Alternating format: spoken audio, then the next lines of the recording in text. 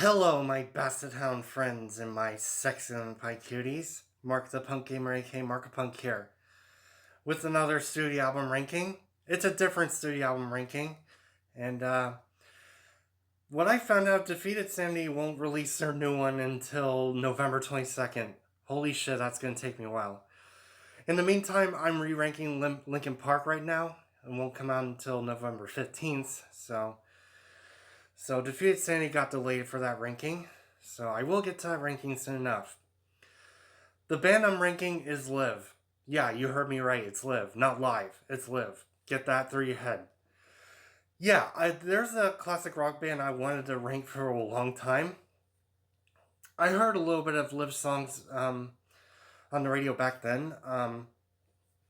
The rest of the albums, this is my first time listening to and rank them for you guys. So this is my first time ranking the Live albums, all 9 of them in total. So I'm looking forward to ranking this because they're going to be in my top favorite classic rock bands of all time. So there you go. Alright, enough bullshit. I'm going to rank them worst to best, 9 through 1. Let's get this started. At my number 9 worst Live album out of all of them is going to be the Turn album. What in the living shit is this one? And this is Live's last album they made.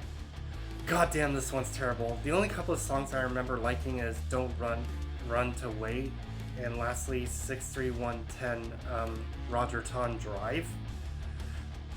This is a miserable worst album, to be honest, and it came out 10 years ago in 2014, and they changed it with a different lead singer. It does not sound anything like the original lead singer. Fuck. Anyway, this is my least favorite Live album. I hate this one. Let's just move on, and that's my number 9.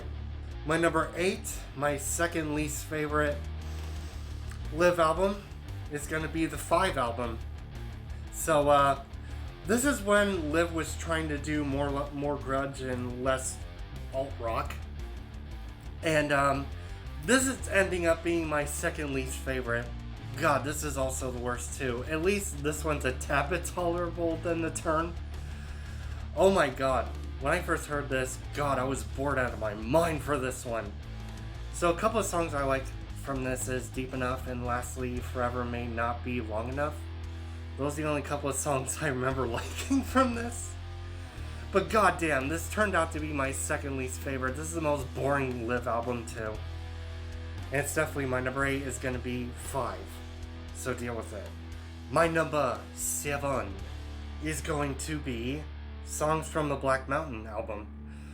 So, sadly his last lead singer appearance, the original lead singer I'm talking about, I can't pronounce his name. I don't want to pronounce his name incorrectly, but his is his last recorded one he actually vocaled for, and it's a reason that's at my bottom here. So it's the original lead singer's last appearance in this. There is a few songs I did like from this overall, which is Mystery, Show, and lastly Sophia. Pretty good songs in my opinion from this. It's just, oh my god. And this is his last vocal appearance in this album. And that makes me upset. It is at my number 7. Makes me upset. But overall, it's decent, I guess. My number 7 is going to be Songs from the Black Mountain. Oh, my ranking's going to get closer to being weird in this one. And for these Live albums. My number 6 is actually going to be the Distance to Here album.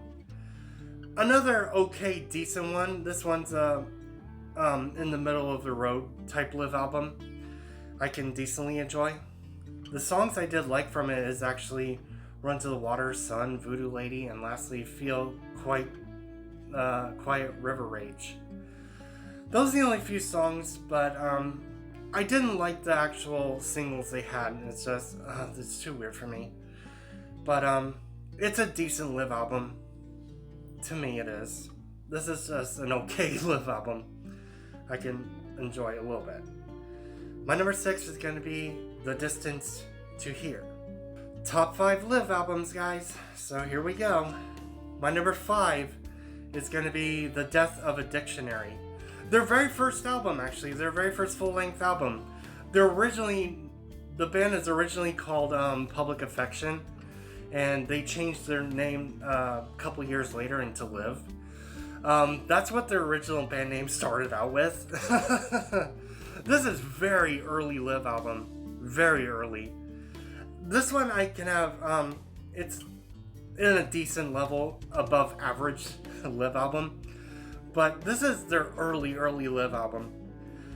I'll tell you the songs I did like from it overall. There's 6 of them. And Savior for a Day is pretty good. Good Pain. The Hands of a Teacher. Sister. Raising a Man, and lastly Ball and Chain. Very, very early Live album. Originally, their band is called Public Affection, which is kind of strange. But anyway, this is an early Live album. I'm gonna say it's okay, decent. It's in the middle of my ranking. It's an early Live album. So, my number 5 is gonna be The Death of a Dictionary. Number 4 is going to be Mental Jewelry, their second full-length album. And my god, this is actually the strangest Live album that came out right after a few years later, and then changed their name to Live in this one. What a strange album. But this is a good listen, I guess. It's not in my top 3, but I can enjoy this, possibly. This is a strange album. But there's songs I did like from it overall. Is Pain Lies on the Riverside, Operation Spirit, The Tyranny of Tradition, The Beauty of Grey, Tired of Me, Mirror Song, Waterboy, Take My Anthem, You Are the World, Mother Earth is a Vicious Crowd, and lastly 10,000 Years, Peace Is Now. This is a strange Live album, their second full length. I can have a good enough time with it, but it's not in my top 3. But anyway, my number 4 is going to be Mental Jewelry. So, there you go. My top 3, I think, are pretty good Live albums, in my own personal opinion. And what am I going to put for my number 3 bronze, you might ask? And this beats it a little bit, and it's a little bit more epic too. I will choose Birds of Prey album. Yeah, this one, their early 2000s Live album. Early 2000s. This is pretty good. There is a couple of songs I didn't like overall, but I can have a damn good time with it, mostly, with Birds of Prey. Live's Birds of Prey. I can have a good time with this one. So, Heaven, She, the Sanctity of Dreams, Life Marches On, Like I Do, Sweet Release, Every Time I See Your Face, Lighthouse, Rivertown, and lastly, Bring the People Together. This is pretty good, I guess, but there's a few songs I didn't like overall, but there's actually a couple, if I remember. Yeah, there's a couple I didn't like. But I can still enjoy this Live album from the early 2000s Live album overall. But my number 3 bronze medal winner, I have to give it to the Birds of Prey. And now I'm going to get a hell of a lot of flack for this one. And what's going to be for my number 2 silver medal winner. And personally, I like all the tracks in this one. And this is a weird-ass one, which I genuinely like 10 times more. This might surprise you. The album is called Secret Samadhi High. Samadhi High. Yeah, this one. This came out right after Throwing Copper. I had a damn good time with this one, Secret Samadhi album. Damn, I had a good time with this one. I like all the tracks in this one. They're quite enjoyable, but this is the weird era of Live I do like. And I'm going to name all 12 tracks. All of them are pretty good, in my opinion. So, Rattlesnake, Lankanese Juice, Gray's Century Ghost,